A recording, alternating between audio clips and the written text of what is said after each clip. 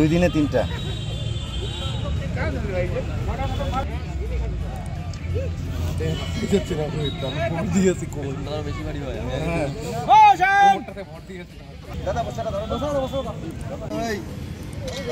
মাথার কাছে যাও না।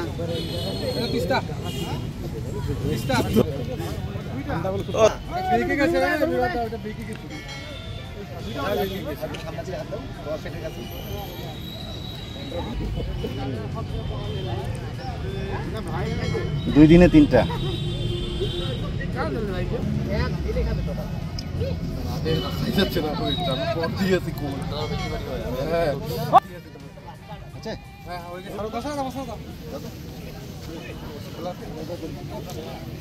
এটা তো ছাগল একটা খাই আসো না এই করো।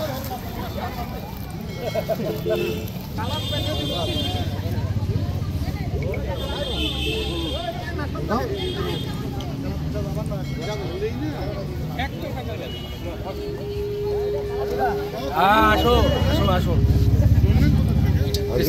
দেখছি হাত ধরে দেখি দেখি নাই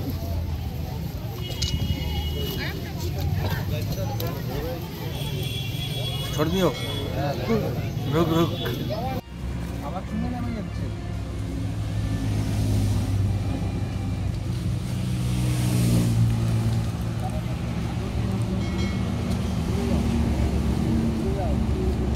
এই ক্যামেরা করে না এটা চলো চলো ডাঙা ডাঙা মাঝখান দোস্ত সিমেন্টের বস্তা হবে না চালের বস্তা হবে একটা চালের বস্তা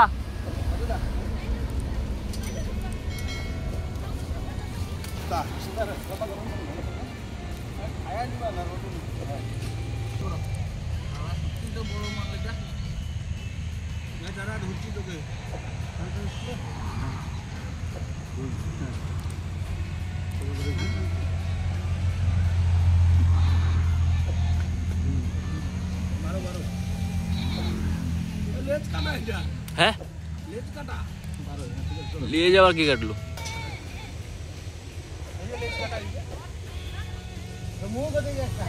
আমরা পাহারা দিকে একটা ধরলাম এখানে একটা এখানে ধরে দেখতে আসলাম যে আছে কিনা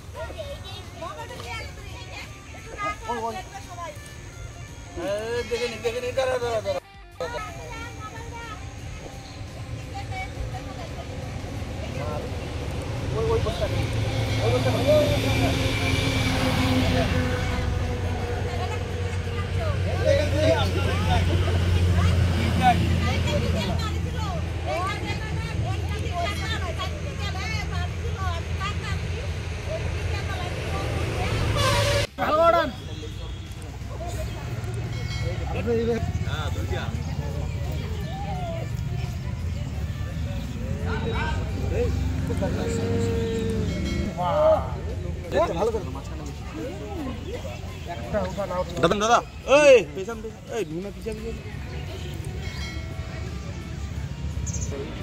বিমান দুইটা একসাথে আসছে হ্যাঁ হ্যাঁ ওইটাই নিচ্ছি দাদা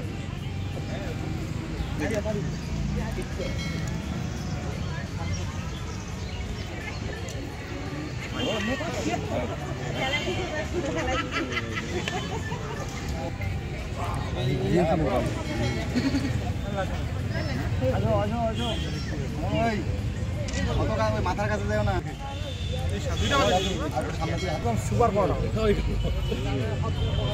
দেখুন 24 ঘন্টা বলতে গত 1 মাসের মধ্যে 4টা অজগর উদ্ধার একই এলাকা থেকে তার মধ্যে গত 24 ঘন্টা মানে গতকালকে একটা এবং আজকে 30 মিনিটের ব্যবধানে 2টা টোটাল 1 মাসে 4টা অজগর উদ্ধার হয়। এটা হচ্ছে পাহাড়পুর ডাম্পিং গ্রাউন্ড যেটা জলপাইগুড়ি পৌরসভা ডাম্পিং গ্রাউন্ডের ওখানটা থেকে আমাদের কাছে ফোন আসে যে একটা অজগর সাপ রান্নাঘরে চালের উপরে বসে আছে। আমরা যাই এবং সেখান থেকে 10 ফিটের বেশি লম্বা একটা অজগর উদ্ধার করি এবং যেহেতু জাতীয় তিস্তা ব্রিজ সংলগ্ন জাতীয় সড়কের ওখানটায় একের পর এক অজগর উদ্ধার হচ্ছে মানে 1 মাস আগে একটা গতকালকে একটা সেই ক্ষেত্রে আমরা সেখানে নজরদারি চালানোর জন্য বন দপ্তরের সাথে কথা বলি বন দপ্তর আমাদেরকে অনুরোধ করে যে আমাদের লোকবল কম আপনারা একটু নজরদারি করুন। সেই নজরদারি করতে গিয়ে যেমন গতকালকে একটা অজগর উদ্ধার করি আমরা যদিও দুর্ভাগ্যবশত সেটা সম্ভবত গাড়ি চাপা পড়ে মারা গেছে এবং আজকে আবার নজরদারি করতে গিয়ে আমরা প্রথম সাপটা উদ্ধার করে আমরা ওইখানে পৌঁছে যাই এবং সেখানে প্রায় 13 ফিট লম্বা একটা অজগর উদ্ধার হয়। এটা অবশ্যই চিন্তার বিষয়। আমাদের ধারণা যে অক্টোবরে যে বন্যাটা হয় সেই বন্যায় অজগর সাপ চারদিকে ছড়িয়ে পড়ে, যেমন মন্ডলঘাট টাকিমারি চর থেকে উদ্ধার হয়, তেমনি ভাবে পাহাড়পুরে এলাকার থেকে ইতিপূর্বে গতকালকে নিয়ে 3টা উদ্ধার হয় এবং আজকে 2টো। আরো অজগর আশপাশে ছড়িয়ে মানে তিস্তা নদীকে বিশেষ করে 2 পারে প্রচুর পরিমাণে অজগর ছড়িয়ে ছিটিয়ে থাকতে পারে। সেটা বন দপ্তরকে অবশ্যই ভাবা উচিত এবং বন দপ্তরের যদি নিজস্ব লোকবল না থাকে সেক্ষেত্রে আমাদের মতো যারা পরিবেশ প্রেমী আছে তাদের দ্বারা নজরদারি চালানোর ব্যবস্থা করা উচিত। এবং যদি বন দপ্তর অনুরোধ করে আমরা অবশ্যই ভলেন্টিয়ারি সার্ভিস দিয়ে সেই কাজটা করে যাব এবং করে যাচ্ছি অলরেডি।